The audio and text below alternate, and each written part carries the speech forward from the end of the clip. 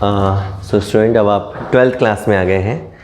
एक वो क्लास जिसे बोर्ड क्लास कहा जाता है, 10th बोर्ड 12th बोर्ड।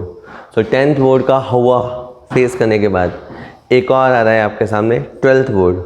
ना चाहते हुए भी ये ईयर आपके लिए चैलेंजिंग हो गया है due to corona and others. ठीक है, रिलैक्सेशन की कोशिशें भी हो रही हैं। जैसे कल न्यूज़ आई कि उसमें अब आपका 30% सिलेबस कट हो गया है। मैं आपको पहले ब्रॉड पिक्चर बताता हूँ कि 12th में आपसे क्या चाहा जाएगा कि एक कॉमर्स स्टूडेंट अकाउंट्स में क्या सीखे, पहले मैं वो बताता हूँ आपको। ठीक है, 3 हिस्सों में बात है। पहले हिस्से में आपसे चाहा गया कि आप पार्टनरशिप अकाउंट सीखें कि पार्टनर्स अकाउंटिंग कैसे करते हैं। ठीक है, दूसरे हिस्से में कंपनी, आपको ये सिखाया जाएगा कि कंपनी के अकाउंट्स कैसे मेंटेन होते हैं। तीसरा, फाइनेंशियल स्टेटमेंट एनालिसिस। तीसरे हिस्से में फिर आपको ये समझाया जाएगा कि कैसे फाइनेंशियल स्टेटमेंट को स्टडी किया जाता है। देखिए, कभी आपके दिमाग में आएगा कि पढ़ने से कौन सा फ़ायदा है, हमको अकाउंटेंट ही थोड़ा ना बनना है। तो आप सीखिए, जो आपने छोटी क्लासेस में भी सीखा था 5वीं 6वीं 8वीं 10वीं में, वो भी काम आता है, क्योंकि थोड़ा थोड़ा इनटेक आपके अंदर जाता है और एक दिन वो कोई ना कोई आपके सामने आइडिया बन के आएगा। ठीक है, तो आप सुनिएगा, हो सकता है पार्टनरशिप अकाउंट बनाते बनाते आपको समझ में आने लग जाए कि पार्टनरशिप के क्या फ़ायदे हैं, पार्टनरशिप से कौन से बड़े बड़े काम किए जा सकते हैं, या पार्टनरशिप के क्या नुकसान है। तो स्टडी करते समय बहुत सारी चीज़ें गाहे बगाहे आपके दिमाग में आती हैं। आप हमेशा इतना जल्दी नहीं कह सकते कि मैं ये पढ़ूंगा तो इसका क्या फ़ायदा है, क्या नुकसान होगा। आपको एक ट्रस्ट रख के पढ़ाई करनी होती है, जर्नी शुरू करनी होती है, और फिर जर्नी पे चलते चलते अपने आप इन अ लॉन्ग रन आपको फ़ायदा नुकसान समझ आ जाएगा। मैं फिर कहूँगा आपको, जब तक आपकी एज छोटी है, जितना लर्न कर सकते हो कर लो। मैंने अक्सर देखा है कि एक बार 25 करीब एज पे पहुँचने के बाद, अभी तो बहुत टाइम है आपका, पर 25 करीब एज पहुँचने के बाद लर्निंग लगभग एजुकेशन वाला फॉर्मल एजुकेशन ख़त्म हो जाता है। लर्निंग तो लाइफ टाइम चलती रहती है और वही जीतता है जो लाइफ टाइम लर्न करता है। ठीक है, बहुत सारे लोग हैं जो पढ़ाई से बस अब ख़त्म करो, खूब पढ़ लिया हमने। आप पढ़ लीजिए, आगे जाके लॉन्ग रन में आप कभी ना कभी आपको लगेगा यार थोड़ा और पढ़ाई कर लेते तो इसलिए विश्वास कीजिए और पढ़ाई कर लीजिए। ठीक है, अब मैं मुद्दे पे आता हूँ। पार्टनरशिप कंपनी और फाइनेंशियल स्टेटमेंट है।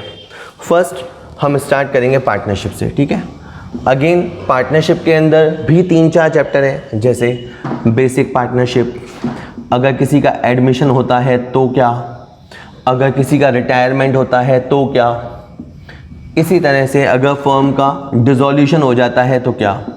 सुनने में हैवी लगेगा, ज़्यादा ध्यान मत दो। यानी पार्टनरशिप में भी एक चैप्टर नहीं है, टुकड़ों टुकड़ों में बहुत सारे चैप्टर, ऐसे 5-6 चैप्टर्स हैं। ठीक है, अब उसमें भी आ जाओ आप बेसिक पार्टनरशिप पे कि सर वो जो सिलेबस 30% शॉर्ट हुआ है।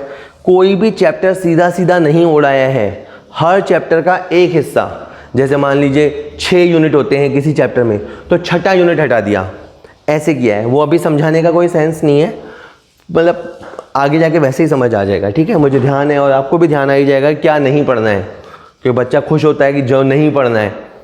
ठीक है, जो पढ़ रहा है उससे खुशी कम मिल रही है, जो नहीं पढ़ना पड़ेगा उससे खुशी ज़्यादा मिल रही है। ये भी अपने आप में गजब बात है। खैर, बेसिक हम बात करेंगे। तो सबसे पहले आप बेसिक पार्टनरशिप सीखेंगे। ठीक है, बेसिक पार्टनरशिप में आप ये समझो कि 3 मेन चीज़ें हैं, बाकी फिर राउंड और भी चीज़ें हैं, पर मेन 3 चीज़ें हैं। पहला है journal entries, all time favourite journal entries. लेकिन अब एंट्रीज इतनी सिंपल नहीं है। पार्टनरशिप फर्म में भी जो रूटीन ट्रांजैक्शन होते हैं वो होते ही हैं, लेकिन उसके अलावा कुछ ट्रांजैक्शन इसी में होते हैं। रूटीन ट्रांजैक्शन के अलावा कुछ ट्रांजैक्शन पार्टनरशिप में ही होते हैं, तो हमें उसकी जर्नल एंट्री समझनी है। आज 2 क्वेश्चन आएंगे तो आप उनमें समझेंगे भी। उसके बाद उस जनरल एंट्रीज के बेसिस पे P&L एप्रोप्रिएशन अकाउंट बनता है, और उन एंट्रीज के बेसिस पे पार्टनर्स कैपिटल अकाउंट बनता है।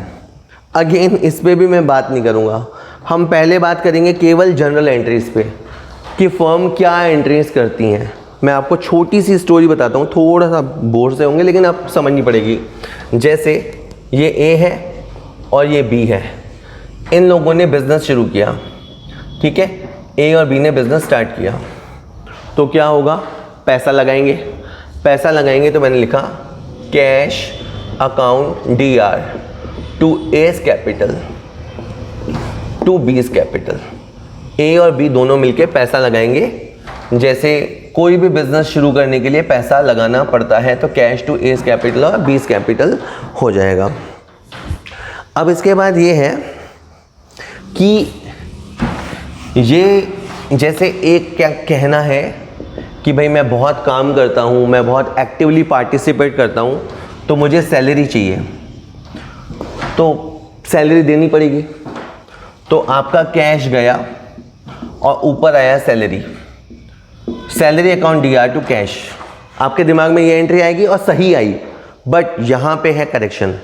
यहाँ मैंने कैश काटा और इसकी जगह लिख दिया एस कैपिटल, यानी जो सैलरी का पैसा होगा वो हम ए के अकाउंट में डालेंगे। 5,000 रुपया मान लेते हैं सैलरी है, तो सैलरी टू एस कैपिटल, पहला झटका। अब उसके बाद मेरा कहना मानोगे आप, और ये कि सैलरी को आप तुरंत राइट ऑफ करोगे, तो सैलरी को होते हैं तुरंत राइट ऑफ। तो सैलरी आ जाएगा नीचे, ऊपर आ जाएगा S capital, S capital to salary.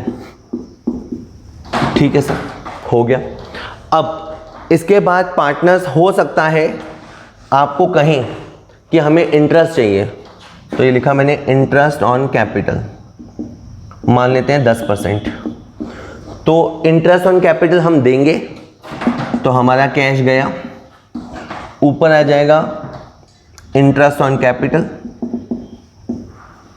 लेकिन फिर आपको ध्यान रखना है कि कैश नहीं देना, इंटरेस्ट उनके अकाउंट में ट्रांसफ़र करना है। तो यहाँ पे लिखा मैंने to S capital to B's capital. जैसे 50,000 का हो गया 5,000, 1 लाख का हो गया 10,000। कहने का मेरा मतलब ये है कि क्वेश्चन आपको बताते जाएगा ये चाहिए वो चाहिए। जैसे अपन घर वालों से विश करते हैं मेरे को ये फलानी चीज़ चाहिए वो चाहिए, ऐसे पार्टनर जिद करेंगे। उसके बाद इस इंटरेस्ट को हम राइट ऑफ कर देंगे, तो इंटरेस्ट ऑन कैपिटल हो जाएगा right of, interest on capital हो जाएगा राइट ऑफ, और ऊपर आ जाएगा P&L एप्रोप्रिएशन, तो P&L appropriation to interest on capital. ठीक है, अभी और भी एंट्रीज होती हैं पर मैं तुम्हें ज़्यादा बोर नहीं करता। आखिर में क्या करना है, जो भी तुम्हारे पास प्रॉफिट क्वेश्चन में गिवन होगा, जैसे आपको गिवन है 35,000 का प्रॉफिट। अब तुम जानते हो कि 35 में तुमने 5,000 तो सैलरी दे दी और 15,000 इंटरेस्ट दे दिया।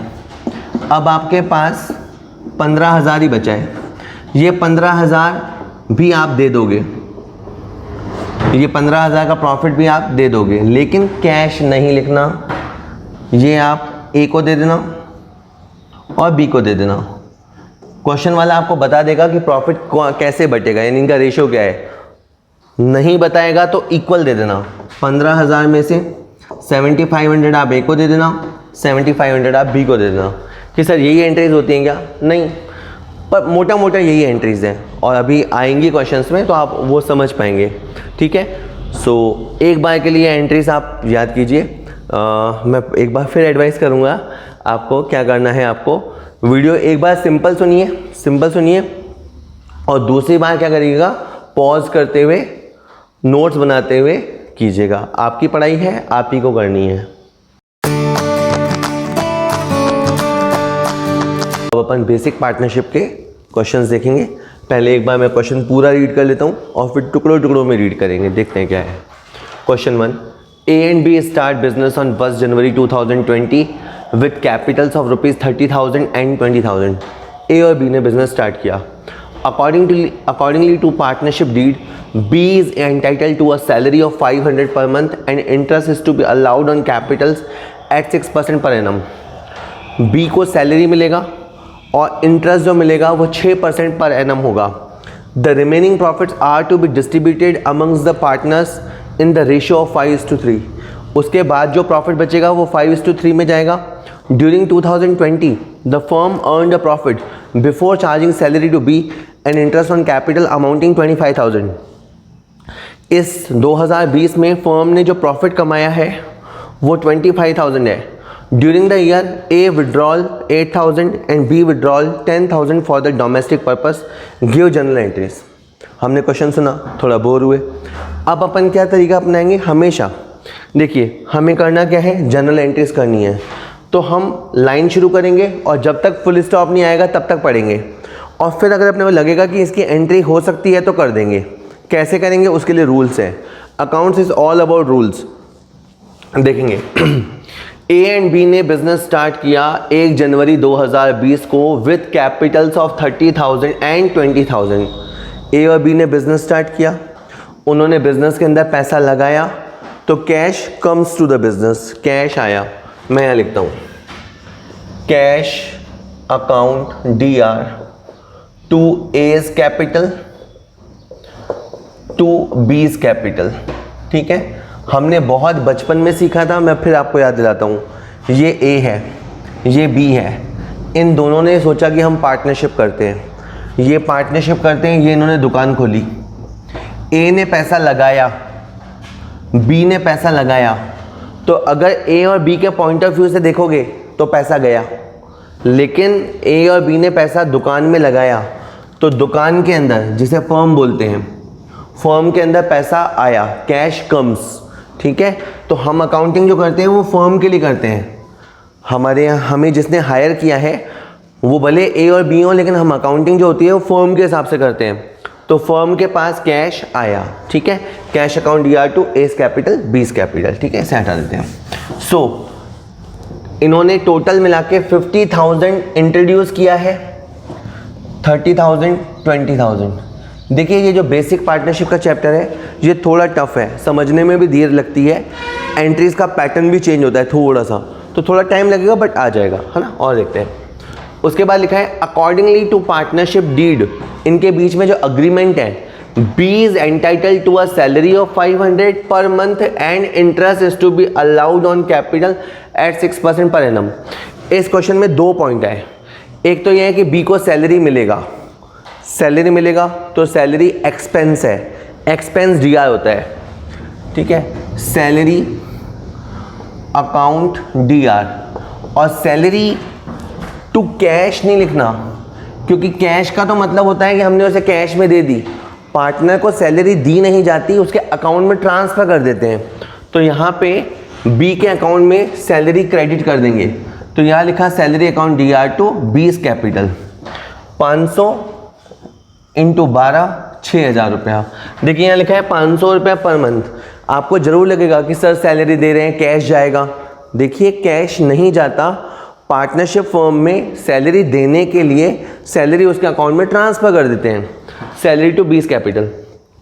अब क्या करना है आपको, ये जो सैलरी अकाउंट क्रिएट हुआ आपको इसे राइट ऑफ करना है।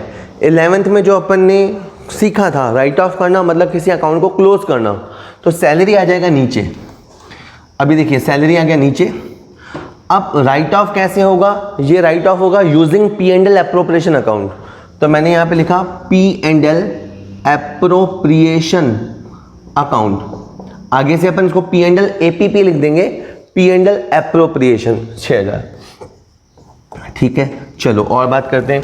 इसी पॉइंट में लिखा है कि इंटरेस्ट दिया जाएगा 6%। अब इंटरेस्ट कौन देगा, किसको देगा, देखो ये है A, ये है B और ये है फर्म जो कि इनसे मिलके बनती है। इसने पैसा लगाया इसलिए इसे इंटरेस्ट मिलेगा, इसने पैसा लगाया इसलिए इंटरेस्ट मिलेगा, तो इन दोनों को तो मिलेगा और फर्म देगी। रिपीट, इंटरेस्ट फर्म देगी, तो फर्म के लिए क्या है, एक्सपेंस है, और एक्सपेंस है तो DR होगा। यहां पे लिखा मैंने interest on capital to A's capital to B's capital. अच्छा, जैसे ए का कैपिटल है 30,000, उस 30,000 का 6% निकालेंगे। बी का कैपिटल है 20,000, उसका 6% निकालेंगे और ये इंटरेस्ट हो जाएगा। तो देखो बुरा थोड़ी देर क्या लगता है कि हमें एंट्री एकदम से नहीं आएगी, इंस्टेंटली नहीं आएगी। एंट्री में आपको पहले सोचना पड़ेगा यार क्या है इंटरेस्ट, फिर आप सोचोगे यार इंटरेस्ट है तो इंटरेस्ट कौन देगा, पार्टनर्स देंगे क्या? नहीं, पार्टनर्स को इंटरेस्ट मिलेगा, फर्म देगी, फर्म के लिए एक्सपेंस है, एक्सपेंस डीआर होगा। इतना लंबा चेन सोचेंगे तब एंट्री आएगी। उसके बाद है फॉर राइट ऑफ, इसके बाद आपको राइट ऑफ करना पड़ेगा, इस इंटरेस्ट को राइट ऑफ करना पड़ेगा। कि सर राइट ऑफ क्या, जितने भी नॉमिनल अकाउंट होते हैं उनको एंड में राइट ऑफ करते हैं। कि क्यों करते हैं? ताकि प्रॉफिट और लॉस डिटरमिन हो सके। तो इंटरेस्ट ऑन कैपिटल आएगा नीचे, इंटरेस्ट ऑन कैपिटल आएगा नीचे, ऊपर आएगा P&L एप्रोप्रिएशन अकाउंट, और ये हो गया 3000 रुपये। In such a way interest write off होगा। और देखते हैं क्या कहता है question. The remaining profit are to be distributed among the partner in the ratio of 5:3। अब जो बचा हुआ प्रॉफिट है उसे 5:3 में बांट देंगे। अब प्रॉफिट हुआ कितना था, ये क्वेश्चन में नीचे लिखा हुआ है कि इस क्वेश्चन में प्रॉफिट 25,000 था। तो अपन यहाँ एक रफ कैलकुलेशन करते हैं कि 25,000 का प्रॉफिट था। पहले हमने सैलरी में पैसा दे दिया, जो प्रॉफिट हुआ उसमें से सैलरी दे दी कि भैया कैश दी, नहीं कैश नहीं दी, अपन ने उसके अकाउंट में डाल दी थी। 6,000 सैलरी दे दी और 3,000 का इंटरेस्ट दे दिया। सैलरी और इंटरेस्ट देने के बाद अब आपके पास बचा है 16,000। ये 16,000 आपको शेयर करना है। इन्होंने अपना रेशियो दिया है 5:3, तो आपको 5:3 में डिस्ट्रीब्यूट करना है। 16,000 इंटू 5/8 ऐसा करके आ जाएगा 10,000 रुपये, और दूसरे वाले का आ जाएगा 6,000 रुपये। अब मैं क्या कह रहा हूँ कि हम इनको प्रॉफिट्स देंगे, तो देंगे बोलते ही आपको लगेगा अब मेरा कैश गया, और कैश गया तो आप कैश लिखेंगे नीचे। पर मैं फिर कहता हूँ कैश नहीं देना, पैसा उनके अकाउंट में ट्रांसफ़र करना है। और यहाँ पे हो जाएगा एस कैपिटल बीस कैपिटल। एक तरह से कैशलेस एंट्रीज है। अगर आप पार्टनरशिप को समझना चाहें तो एक तरीका याद रख लीजिए, कैशलेस एंट्रीज, जिसमें कैश इन्वॉल्व नहीं होता। तो 2 कैपिटल 20 कैपिटल, ठीक है। और ये प्रॉफिट है कहाँ पे? P&L एप्रोप्रिएशन में। और सच पूछो ना तो ये ट्रांसफ़र एंट्री है। जो प्रॉफिट P&L एप्रोप्रिएशन अकाउंट में रखा हुआ है ना, एट द एंड अपन ने उसे कैपिटल में पहुंचा दिया, क्योंकि एंड ऑफ द डे वो पार्टनर्स का ही है। जब आप 11th में थे तो P&L बनाते थे और यहाँ पे लिखते थे to capital, P&L to capital, क्योंकि आखिर में जो प्रॉफिट होता था वो ओनर को मिलता था। ये वही एंट्री है, बस फ़र्क है कि P&L एप्रोप्रिएशन बोलेंगे, P&L appropriation to S capital 20 capital. आपके पास 16,000 रुपया है, 5,000 रुपया और 3,000 रुपया करके हो जाएगा। इस तरह से अपन प्रॉफिट को डिस्ट्रीब्यूट करेंगे, ठीक है। चलिए और थोड़ा सुन लीजिए। इस क्वेश्चन में जाते जाते कहता है कि ड्यूरिंग द ईयर, इस पूरे साल में ए ने विड्रॉल किया और बी ने विड्रॉल किया। देखिए पार्टनर पैसा लगाएंगे, ज़रूरत पड़ेगी तो पैसा निकालेंगे, निकालने को ड्राइंग बोलते हैं, ड्राइंग डेबिट होता है। तो मैंने यहाँ पे लिखा ड्राइंग्स डेबिट टू कैश। जब भी इन्होंने पैसा निकाला होगा तो हमने एंट्री करी होगी ड्राइंग डेबिट टू कैश। जैसे 8,000 का ड्राइंग है और मैंने यहाँ पे लिख दिया एज ड्राइंग। बाद में क्या होगा, इसको भी राइट ऑफ करेंगे। राइट ऑफ करेंगे तो क्या होगा, एज ड्राइंग आ जाएगा नीचे और एज कैपिटल आ जाएगा ऊपर। इस तरह से आपको ड्राइंग की अकाउंटिंग करनी है, पर याद रखिएगा ड्राइंग से प्रॉफिट डिस्टर्ब नहीं होता। और थोड़ा सुन लो, बी ने जैसे 10,000 का ड्राइंग किया तो 10,000 रुपये गया, तो पहले तो आप कर देना B's drawing to cash, B's drawing to cash, and after that इसको आप राइट ऑफ कर देना, तो B's capital to B's drawing. Okay, मैं आपको एक एडवाइस करूँगा कि हर वीडियो आप 2 बार देखिएगा। पहले तो एक बार सिंपल देखिएगा बिना ज़्यादा दिमाग पे स्ट्रेस दिए, और दूसरी बार रुकते हुए पॉज करते हुए नोट्स बनाते हुए कीजिएगा। 2 बार 3 बार प्ले करेंगे, आपको बहुत अच्छे से समझ आ जाएगा। ओके, अभी एक क्वेश्चन और आने वाला है, ये अभी फर्स्ट क्वेश्चन अपना हो गया है। अब अपन बेसिक पार्टनरशिप का एक और क्वेश्चन देखेंगे, ये क्वेश्चन नंबर 2 रहेगा। पहले हमेशा की तरह पूरा क्वेश्चन रीड करेंगे। X and Y started a partnership business on January 1st, 2020. They contributed 48,000 and 72,000 respectively as their capital. 2 लोगों हैं, दोनों के दिमाग में बिजनेस का आइडिया आया, मिलके पार्टनरशिप करी। The terms of the partnership agreement are as follows. देखिए बाद में झगड़ा हो इससे पहले ही अच्छा है कि आप अग्रीमेंट कर लें इन लोगों ने अग्रीमेंट किया, उसमें ये टर्म्स एंड कंडीशंस थी। पहली 20% of profit to be transfer to general reserve, जितना प्रॉफिट होगा उसका 20% वो फ्यूचर में ले जाएंगे, फ्यूचर के लिए रखेंगे। उससे क्या होगा बाद में बात करेंगे। Interest on capital at the rate 12% per annum and interest on drawing 6% per annum. अगर कोई पार्टनर कैपिटल लगाएगा तो उसे 12% मिलेगा, और अगर वो ड्राइंग करेगा तो 6% काटा जाएगा। X and Y to get a monthly salary of 1200 and 1800। ये लोग मिलके काम करेंगे तो इतना इतना रुपया इनको सैलरी का मिलेगा। आगे X is entitle to a commission of 4200। X ने कोई सौदा किया होगा या करेगा तो उसे कमीशन मिलेगा। शेयरिंग ऑफ प्रॉफिट्स और losses will be in the ratio of their contribution.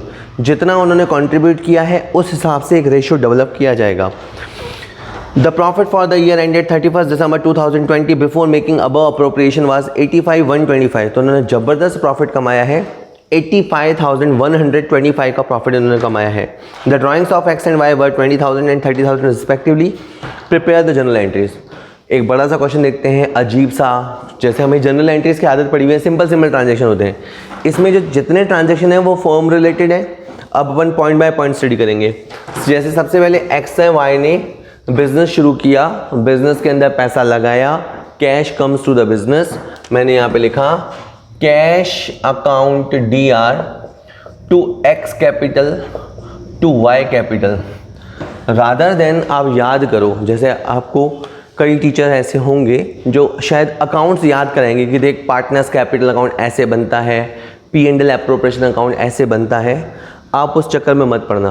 Believe me, आप हर ट्रांजेक्शन की एंट्री सोचना। एक बार आपको एंट्री पे आपकी कमांड हो गई, आपको सब आसान लगेगा।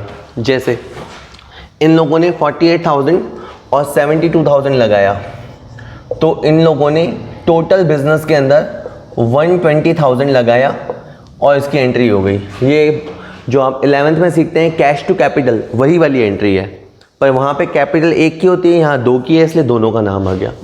आगे देखो क्या कहता है। उन्होंने जो अग्रीमेंट किया था उसमें पहली कंडीशन ये थी कि प्रॉफिट जब भी होगा तो उसका 20% जनरल रिजर्व में जाएगा। अभी आप ये याद रखो कि जनरल रिजर्व का CR नेचर होता है, तो जनरल रिजर्व तो होता है CR, मैंने पहले उसे लिख दिया, क्योंकि लिखते समय तो आप लिख ही सकते हैं, बोलते समय तो आपको पहले डेबिट बोलना पड़ता है। तो यहाँ पे लिखा मैंने P&L appropriation account DR to general reserve. जितना भी प्रॉफिट है, जैसे इस क्वेश्चन में 85,125 गिवन है, इसका 20%, ठीक है। मेरे पास कैलकुलेटर है, एग्ज़ाम में आपको तो अलाउ नहीं होगा 12th क्लास वालों को। 17,025 इतना अमाउंट जनरल रिजर्व में जाएगा, ठीक है, यानी इतना प्रॉफिट डिस्ट्रीब्यूट नहीं होगा। आगे बात करते हैं। Interest on capital 12%। बस आप एक बार ठहर के सोचा करो, इंटरेस्ट ऑन कैपिटल, तो कैपिटल कौन लगाएगा? पार्टनर। कैपिटल कौन लगाएगा? पार्टनर। तो उसे इंटरेस्ट मिलेगा, उसे इंटरेस्ट मिलेगा और फर्म देगी, फर्म देगी तो फर्म के लिए एक्सपेंस हुआ। तो यहाँ पे interest on capital to cash, अगर आपके दिमाग में टू कैश आए तो भले आने दो, नथिंग रॉन्ग इन दैट। हमने इंटरेस्ट दिया, लेकिन फिर आपको याद आएगा यार पार्टनरशिप में इंटरेस्ट देते नहीं हैं, उनके अकाउंट में क्रेडिट कर देते हैं, ठीक है। Interest on capital to X capital और वाई कैपिटल। जैसे कोई काम बंदा अच्छा काम करता है तो हम उसको क्रेडिट देते हैं, यार तूने बहुत अच्छा काम किया। उसी तरह इंटरेस्ट का पैसा भी है, हम उसे कैश में नहीं देते, उसे उसकी क्रेडिट दे देते हैं कि भाई आपका इंटरेस्ट हुआ। जैसे इसकी कैपिटल है 48,000, इस 48,000 का 12% निकालेंगे, 48,000 का 12%, ये आपका 5760 आएगा, ठीक है। और जो दूसरा है उसकी कैपिटल है 72,000, उसका 12% निकालेंगे तो ये आएगा आपका 8640। दोनों का मिला दें तो दोनों का आता है 14,400, 14,400। अब आप हमेशा याद रखना, इससे आपको फ़ायदा होगा कि इंटरेस्ट को आप राइट ऑफ करेंगे, राइट ऑफ करने में इसे आप उल्टा कर दो, तो इंटरेस्ट ऑन कैपिटल आ गया नीचे, ऊपर आ गया P&L एप्रोप्रिएशन अकाउंट। जिस रास्ते से मैं आपको बता रहा हूँ ये थोड़ा लंबा रास्ता है, लेकिन अगर आप कभी भी जनरल एंट्री वाले रास्ते से जाओगे ना तो आपको पूरा रास्ता ठेठ से ठेठ तक समझ आएगा, ठीक है। ये इस तरह से है। आगे और सुन लीजिए। इंटरेस्ट ऑन ड्राइंग, पार्टनर्स जो ड्राइंग करेंगे ना, पार्टनर्स जो ड्राइंग करेंगे उसका इंटरेस्ट फर्म लेगी, तो फर्म के लिए इनकम है, इनकम है तो इंटरेस्ट ऑन ड्राइंग CR होगा, तो इंटरेस्ट ऑन ड्राइंग होगा CR, और ये हम X के अकाउंट से और Y के अकाउंट से लेंगे। पार्टनर्स ड्राइंग करेंगे, फर्म इंटरेस्ट लेगी, फर्म के लिए इनकम है, इनकम CR होगी। अब यहाँ पे आप थोड़ा सा ध्यान रखिएगा, जैसे इसकी 20,000 की ड्राइंग है तो 20,000 का 6% आप निकालेंगे ना तो आपको लगेगा 1200 आएगा भी 1200, लेकिन मैं इसका हाफ कर रहा हूँ और यहाँ पे लिखा मैंने 600। इन अ सिमिलर वे जैसे दूसरा है ना बंदा, उसकी ड्राइंग है 30,000, 30,000 का 6% 1800 होता है, लेकिन आप इसका आधा करना वो हो जाएगा 900। अब आप कहेंगे सर ऐसा क्यों? देखिए ड्राइंग्स का हमें इस क्वेश्चन में नहीं पता कि एग्जैक्ट उन्होंने कब ड्राइंग किया। जैसे यहाँ पे लिखा है कि X ने 20,000 के ड्राइंग्स किए, लेकिन विच मंथ? भाई जनवरी में बिजनेस शुरू हुआ, जनवरी में निकाला, फरवरी में, जून में, अगस्त में, कब निकाला? तो हम मान लेते हैं मिड ऑफ द ईयर कि इसने पैसा उठाया, but mid of the year उठाया तो हम आधे साल का ब्याज लगाएंगे। तो ये पॉइंट में बहुत लोग गलती करते हैं, आप तो नहीं करेंगे। ये हो गया। इसके बाद इंटरेस्ट ऑन ड्राइंग को राइट ऑफ करेंगे, तो जो चीज़ CR है उसे DR कर देंगे, इंटरेस्ट ऑन ड्राइंग आ जाएगा ऊपर और P&L एप्रोप्रिएशन आ जाएगा नीचे। इस तरह से इंटरेस्ट ऑन ड्राइंग को आप राइट ऑफ करेंगे। कि सर थोड़ा सा आप आराम से रुक के वापस समझ लो। और देखिए X and Y to get a monthly salary. देखो X मेहनत करेगा, फर्म उसे सैलरी देगी, फर्म के लिए एक्सपेंस है, एक्सपेंस होने पे सैलरी को किया DR, और सैलरी टू कैश मत करना, salary to X capital, salary to Y capital. इसकी मंथली सैलरी है 1200, तो 12 महीने के हो जाएंगे 14,400। इसकी सैलरी है लाइक 1800, तो 12 महीने के हो जाएंगे 21,600, दोनों के मिला के हो जाएंगे 36,000। उसके बाद आप क्या करना, सैलरी को राइट ऑफ कर देना। सैलरी को राइट ऑफ करोगे तो सैलरी आ जाएगा नीचे और P&L एप्रोप्रिएशन आ जाएगा ऊपर। ठीक है, तो P&L एप्रोप्रिएशन टू सैलरी। आप चिंता नहीं कीजिएगा, जब तक अपने को जनरल एंट्रीज अच्छी नहीं आती जाएगी, अपन 2-3 वीडियो इस पे बनाएंगे, उसके बाद ही आगे मूव करेंगे। तो ये सैलरी है और ये सैलरी को राइट ऑफ किया है। एक और इनकी डिमांड है, X is entitle to a commission. X को हक है कि उसे कमीशन मिलेगा, तो X काम करेगा उसे कमीशन मिलेगा, फर्म देगी, फर्म के लिए एक्सपेंस है तो कमीशन होगा DR, कमीशन होगा DR, और यहाँ पे लिखेंगे X कैपिटल, और यहाँ पे आ गया 4200।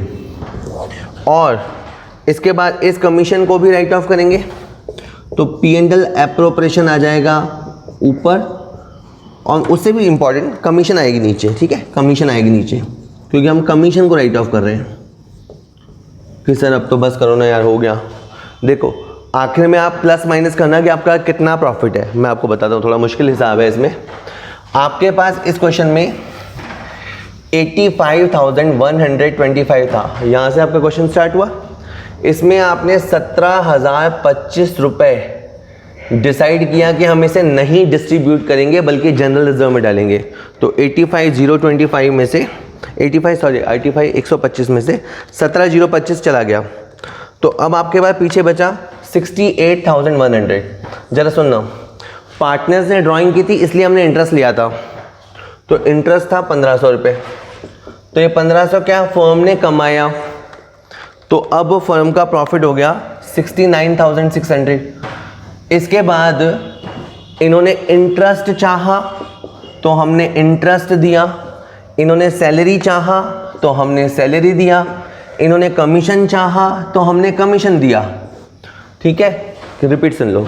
फर्म के पास प्रॉफिट था, उसमें से कुछ प्रॉफिट तो रिजर्व में चला गया, कुछ पैसा फर्म ने कमाया और उसमें से फर्म ने पार्टनर्स को इंटरेस्ट दिया, सैलरी दी, कमीशन दिया। अब आपके पास देंगे बचा क्या है, इतना सब तो आपने खर्च कर लिया। ठीक है, तो आपके पास फाइनली 15,000 बचा है। इस 15,000 को हम डिस्ट्रीब्यूट करेंगे। ये 15,000 पार्टनर्स को मिलेगा तो पार्टनर्स के अकाउंट में चला जाएगा, ठीक है।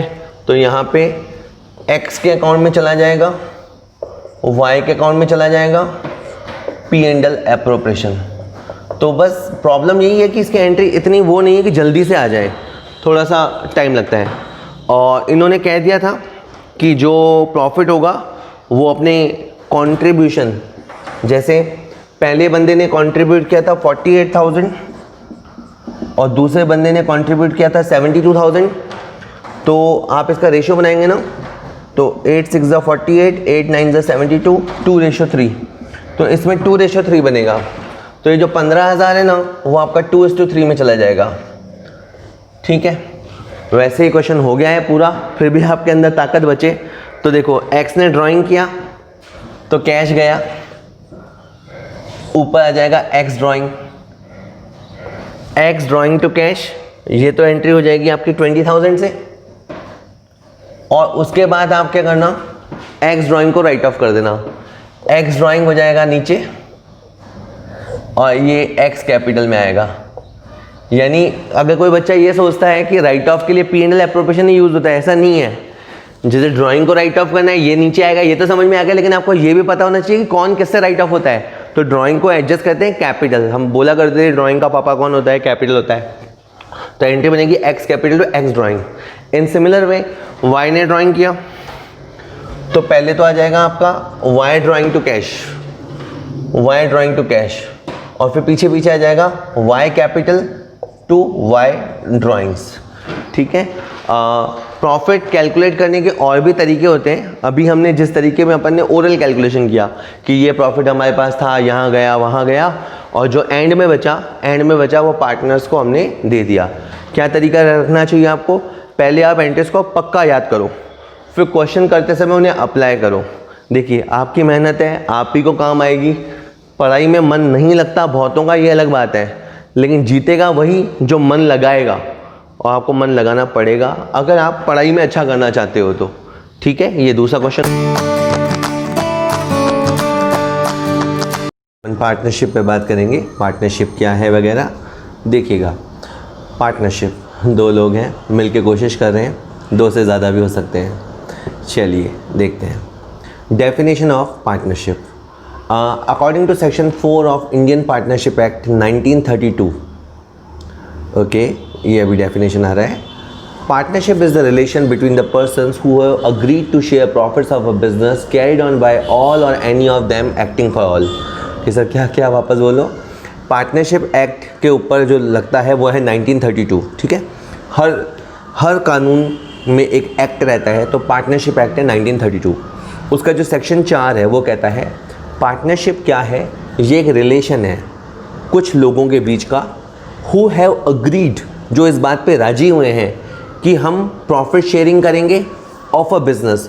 तो पार्टनरशिप में मैंडेटरी एक बिजनेस होगा, प्रॉफिट की शेयरिंग होगी, और उसको चलाएगा कौन, या तो वो लोग सब मिलके चलाएंगे, या उनमें से कोई एक चलाएगा, या कुछ लोग मिलके चलाएंगे।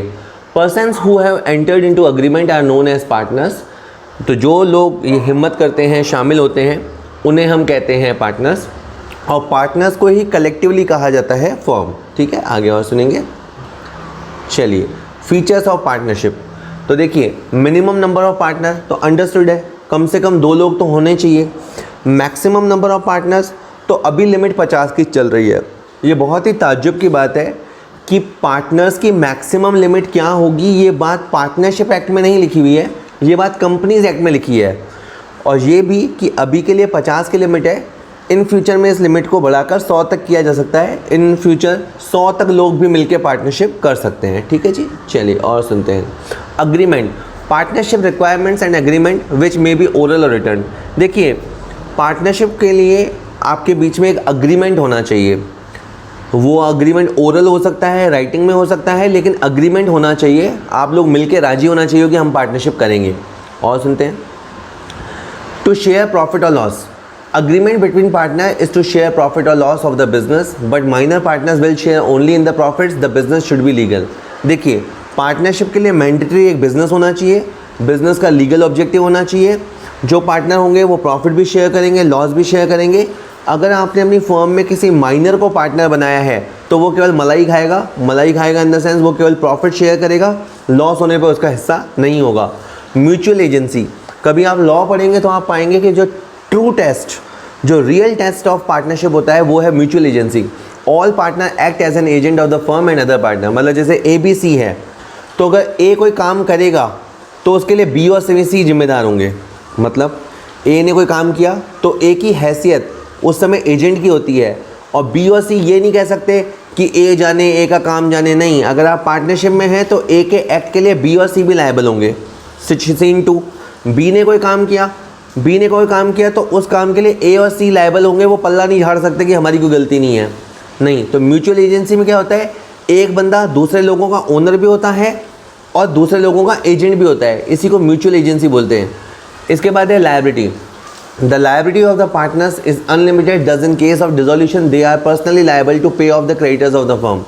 पार्टनरशिप फर्म में अगर मैं कहूँ सबसे बड़ी मुसीबत है तो वही यही है कि इसमें अनलिमिटेड लायबिलिटी होती है। मतलब मान लो ABC ने 5-5 लाख रुपए लगाया, 3 लोगों ने 15 लाख रुपए लगाया, और कुछ ऐसा गड़बड़ घोटाला हो गया कि फर्म के ऊपर 35 लाख रुपए की लायबिलिटी आ गई। अब 35 लाख की लायबिलिटी आ गई तो मान लो B और C तो गरीब है, मान लेते हैं B और C तो गरीब है और उनके पास तो कुछ नहीं है, तो A बच नहीं सकता। मतलब A को अपनी फर्म की लायबिलिटी चुकानी पड़ेगी, इवन हो सकता है उसे अपना घर बार बेचना पड़े। आगे अपन इसको डिटेल में बात करेंगे। बस ये याद रख लीजिए कि पार्टनरशिप फर्म में लायबिलिटी अनलिमिटेड होती है, और जब फर्म पे मुसीबत आती है तो पार्टनर्स में भी बहुत गहरे तक मुसीबत आ सकती है। ठीक है, note, partnership does not arise by operation of law but as a result of agreement. Partnership के लिए अग्रीमेंट होना चाहिए, 2 लोग मिलेंगे आमने सामने, एक दूसरे को प्रपोजल रखेंगे, कंसेंट देंगे, राजी होंगे, अग्रीमेंट होगा तो ही पार्टनरशिप बनेगी। मान लीजिए एक पिताजी हैं, वो मर गए, उनके 2 बेटे हैं, तो वो ऑटोमेटिक पार्टनर नहीं हो जाते।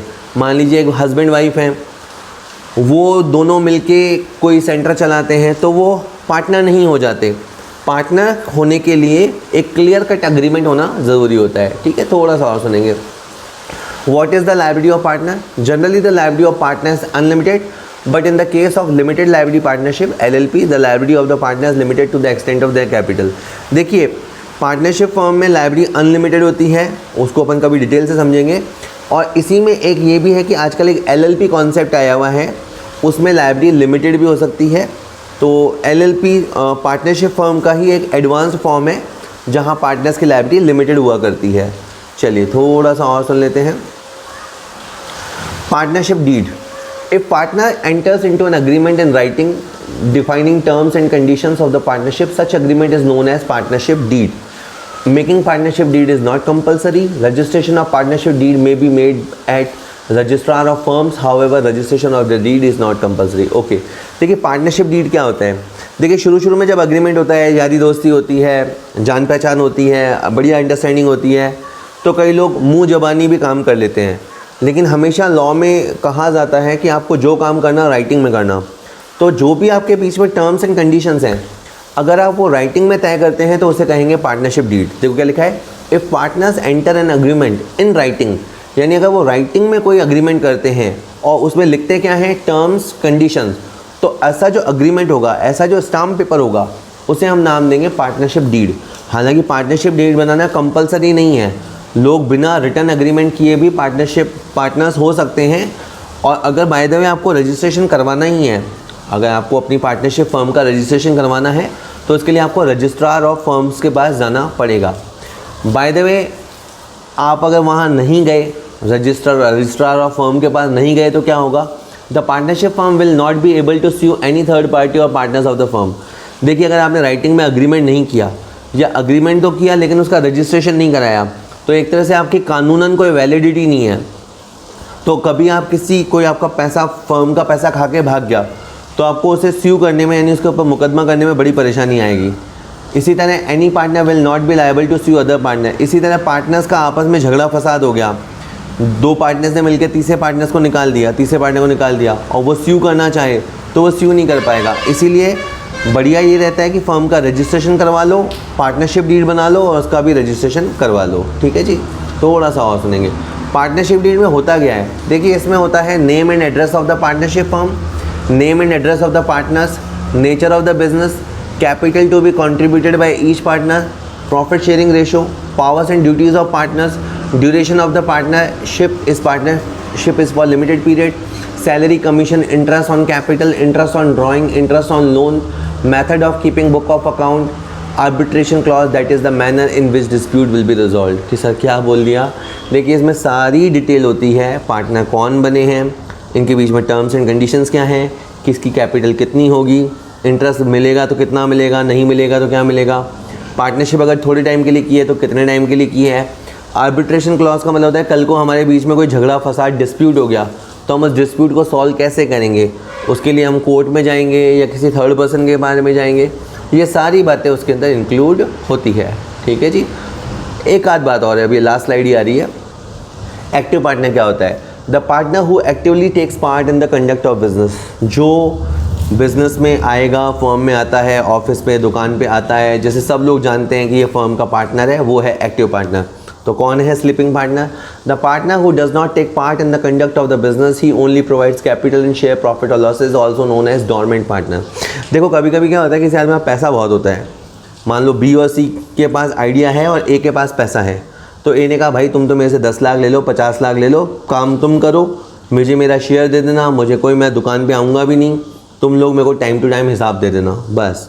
तो ऐसा जो भारी भरकम पार्टनर होता है लेकिन काम के मामले में आलसी होता है, फर्म के डे टू डे ऑपरेशंस में नहीं आता, तो वो स्लीपिंग पार्टनर होता है, also known as dormant partner.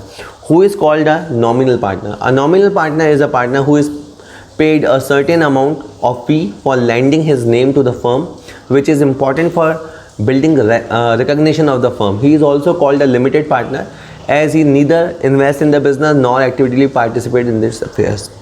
कि सर क्या है? देखो स्लीपिंग पार्टनर की तरह ही एक होता है नॉमिनल पार्टनर। इसे आप समझो कोई अमिताभ बच्चन टाइप आदमी। कोई अमिताभ बच्चन टाइप आदमी क्या करेगा? ना तो फर्म में पैसा लगाएगा, ना रोज डे टू डे में आएगा, लेकिन वो अपना नाम इस्तेमाल करने की इजाज़त देगा। ABC बड़े ठप्पे के साथ कहेंगे कि अमिताभ बच्चन हमारी फर्म में पार्टनर हैं, और अमिताभ बच्चन जी उसके सामने कुछ नहीं बोलेंगे, तो दुनिया को लगेगा क्या बात है, अमिताभ बच्चन इनके पार्टनर हैं, अंबानी इनके पार्टनर है, सचिन तेंदुलकर इनका पार्टनर है, वाह वाह वाह वाह। और ऐसा पार्टनर होता है नॉमिनल पार्टनर। वो इसके बदले में ऑब्वियस सी बात है एक रॉयल्टी है, एक फ़ी चार्ज करेगा। फर्म का नाम बड़ा होने में मदद मिलती है, बहुत मदद मिलती है एक नॉमिनल पार्टनर होने से। नॉमिनल पार्टनर की भी एंड में उतनी ही जिम्मेदारी होती है, लेकिन प्राइमा फेसी ना तो वो कैपिटल लगाता है और ना वो लेबर करता है, ना वो मेहनत करता है, ऐसा कुछ नहीं। ठीक है, थैंक यू, हो गया है ख़त्म।